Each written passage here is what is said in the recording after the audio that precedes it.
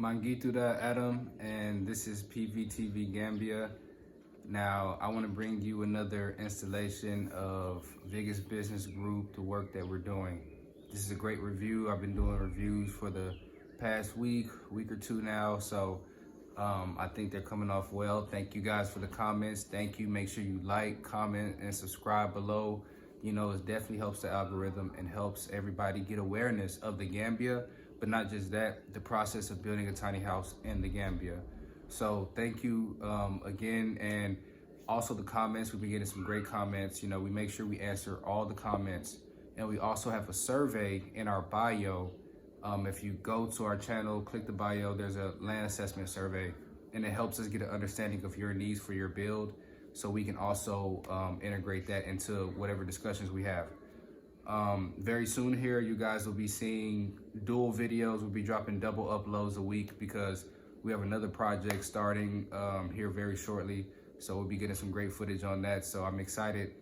You know, this is something that's definitely growing in Africa as a whole, and it's something that's needed here in Africa as a whole. We had a whole video about, you know, the modest mansion movement, so make sure you guys check that out as well. So without, you know, further ado, let's get to the review.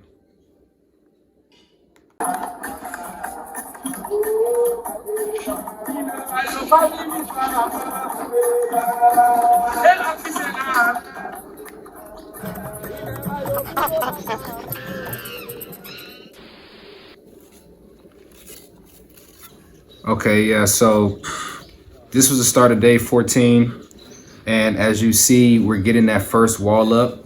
And as I always say, you know, the foundation, you're nothing without your foundation. You got to make sure your foundation is straight. You got to make sure your foundation is level. You got to make sure that it's settled. You know, all those things are very important, that they're straight, that it's leveled, and that it's settled as well, because you don't want to start doing things and it's still settling. That can lead to tippage, you know, weight distribution problems overall in the build as well. So as you see, the foundation is very straight. Everything is leveled out. So now the walls look laser targeted. We have the rope there that's going all the way across, and then we have the levelers as well too for every course of brick that we go up.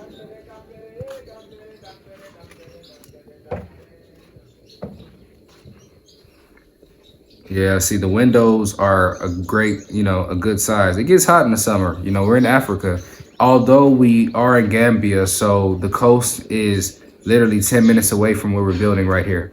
So, you know, you can drive down to the beach. So there's always that coastal weather coming off of there, and it's very windy at times as well. So the windows, big windows, are great. Here you see in the last portion of the slab being poured. The walls are going up. Getting that all right. And we're starting on the other side now. Now, mind you, this is all in the same day, and you can look at the clothes the people are wearing, and that'll give you an indication of which day was which. So, you know, we're moving quick. We got our guys out there, you know, that are competent in the work, and that's the most important thing. You know, having people that know what they're doing, that's the most important thing.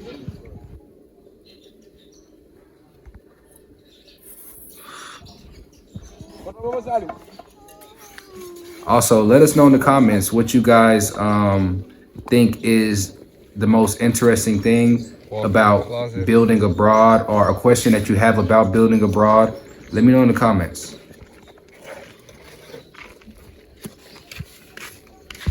So here I'm going through showing the size of the closet, right? So you see it's a full walk-in closet.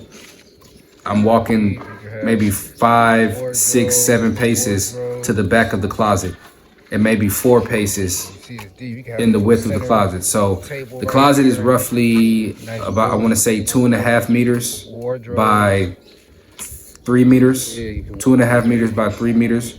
Roughly, that's the closet size.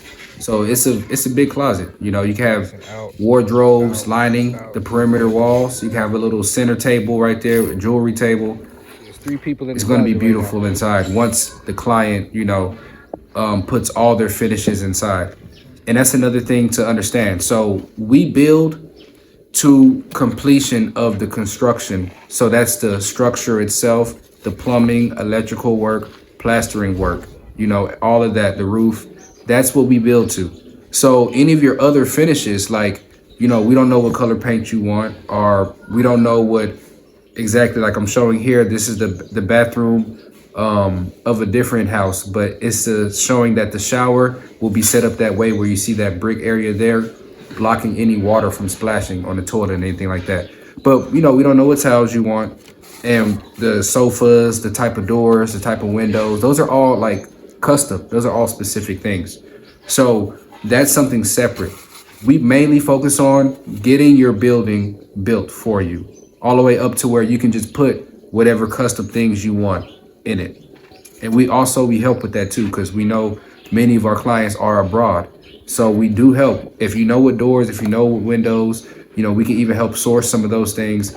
Then we can go ahead and help you install those.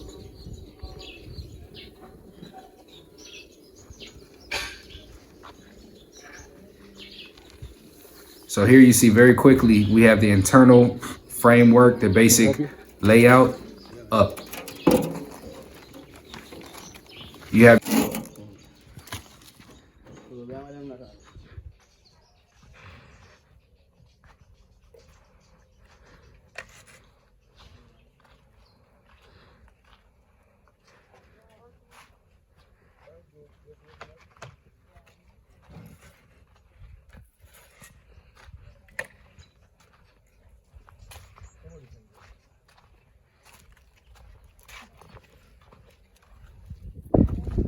we got Mzadi in the house.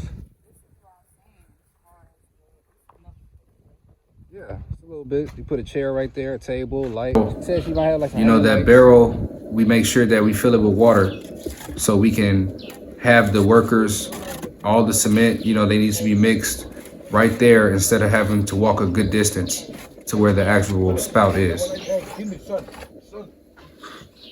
So we're going up to that 10 course. That wall to the right, that's already up to 10 course. And at that course, we put a belt. This was yesterday you're talking about? Huh? This was the cover over there.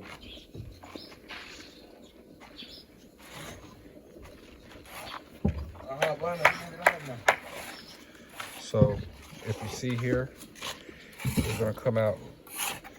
And so this will be the opening. Here, it's not very long. Come into the room. And then the bathroom area. You see here, there's a lot of mixing that has to go on in preparation for not only making the bricks, but setting your pillars, also doing your slab, and having the mortar to go in between your blocks. So the cement and sand are the most used things in the entire project. You see the fire pit has been completely cleared. It's giving you an idea right now of just the scale, right? And this is, they're still after the belt. There's 3 more courses and then another belt. So you can say that there's 5 more courses to go up after this. So you see we're up to 10 courses. This building is tall. You see how thick the foundation is. We want to make sure. And this is anywhere, in my opinion, even if you're in a place that's stable, that's not swampy, you want an elevated foundation, because that elevated foundation gives you the options to have verandas, to have different kind of steps set up. So, you know, it's not just for protection of the elements and certain settling things too, because depending on if you have very moist soil or a rainy season like we do here in the Gambia, settling could be a problem with, you know, your home. And it is a problem here. So you want that elevated foundation. Your bedroom window size. So I would imagine maybe you want it smaller, you know. I don't know, but this gives you the option of showing the back window here. So this back window, we're going to actually raise it and make it smaller. And so that'll be this little small window facing outside of the kitchen to the back area, where there'll be a veranda back there. The master mason.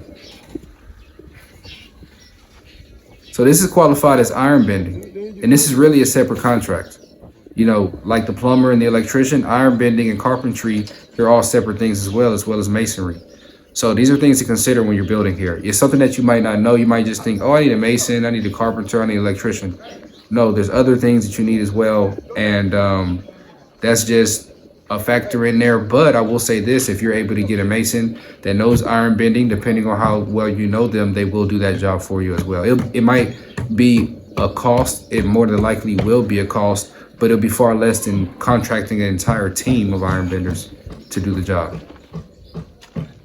You're starting to work on the pillars, getting everything cemented in. Everywhere you see boards. You see here we're framing, right? As you go up, you want to get those pillars framed up, because in rainy season, it's a great time to build. The soil is soft, but it's windy, right? So if you're going up with, 7 course, 10 course of bricks and the wind is blowing, you never know, right? We're building it very steady. We're confident in our builds. We want to make sure we have the support, and that's the pillars. This was a cultural day every Saturday. Yeah.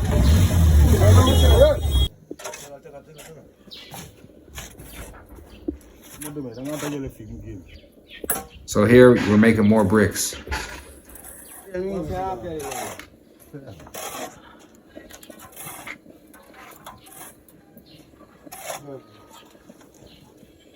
Yeah, you see here, it definitely takes the right mixture. You don't want it to be oversaturated. You definitely don't want to put too little water. But making your own blocks on site is definitely more cost effective.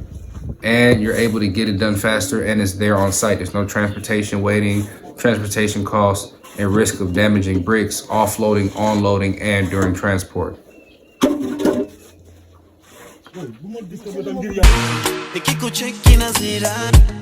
Sio kama nimekunywa pombe, nimeokoka lakini urembo wako mama unanimoa.